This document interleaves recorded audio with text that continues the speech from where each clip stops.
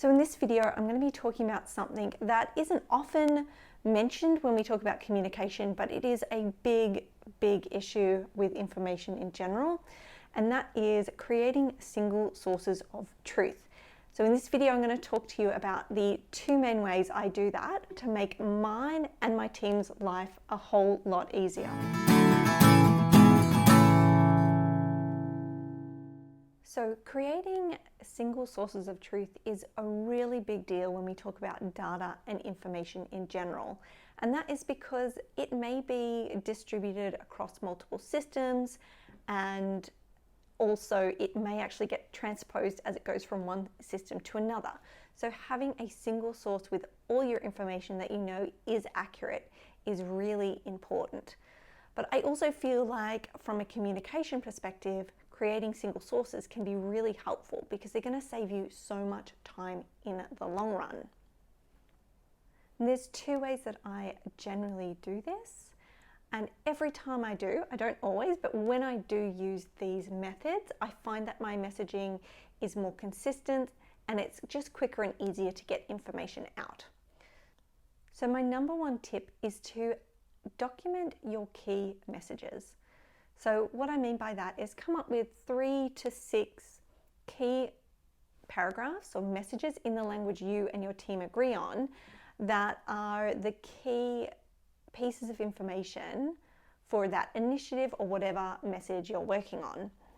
So I like to limit it to 3 to 6 messages because it means you and your team can really focus in on what those core pieces of information or messages that you need people to understand from your message, communication, or initiative.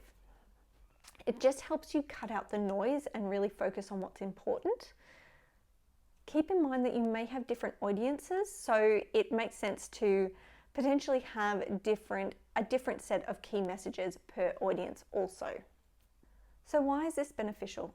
Well, for one, it starts to lock in the type of language you and your team are going to use when you communicate. Now, most pieces of work I have worked on, that language has evolved, but the earlier you can kind of lock in what you want to say and what you want to focus on means that down the track, it's going to make it a lot easier and you're not going to have as much revision. It also means that those key messages are already defined, so you can just lift, copy and paste whenever you need to create a new message. Sure, you might need to tweak it a bit, but the core essential language is correct. By having defined the language up front, it also creates more consistency in your messaging. And consistency is really important because it makes it more memorable. And finally, it also empowers your whole team to be able to create their own messages.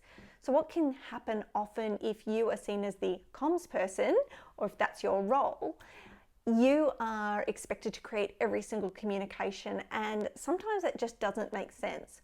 But by having a set of key messages, it empowers your whole team to be able to lift and use them when they're talking to or creating their own messages. So the second way I create a single source of truth for my communications is for programs and initiatives that I have to create a lot of PowerPoint packs for. And so on those initiatives, what I do is create a master slide deck. So every time a new slide is created, a copy of that goes into that master slide deck, giving you a complete view of everything that's been created. This is going to save you and your team so much time because you have everything sitting in the one deck that you can just pull slides as needed to create packs for different audiences. It also, as with the key messages that I mentioned, empowers your team because they're not coming to you for slides. They have access to that master slide deck as well and start to pull together their own packs.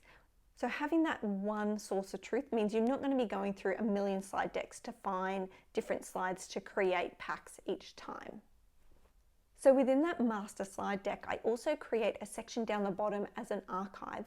So anytime a slide is no longer relevant, I don't delete it. I just move it to the archive down the bottom. So what's the benefit of that?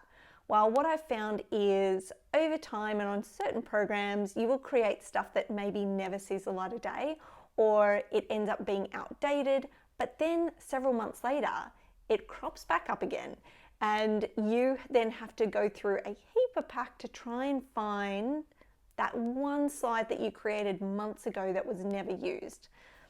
And it may just be that you liked the layout of that slide and you want to reuse that for new information. Having that there doesn't really hurt anything, but it really helps you in the long run. And I'm finding with the move to cloud and tools like Office 360, where it automatically saves over your version, it takes a lot longer to find those old slides if you've overridden them at some point in the past. So by keeping a version of that in your master slide deck is going to save you so much time in searching. So both of these things is going to take you a bit more time up front, and also means that you will need to do ongoing maintenance to make sure that it doesn't get outdated, or if it changes at any point, they get updated. However, in the long run, it's going to save you so much time, I guarantee. So I'd love to hear, is there anything you do to create single sources of truth for your communication and information? Let me know in the comments. And as always, if you are interested in hearing more about how you can manage all your information and communication, make sure you subscribe to my channel.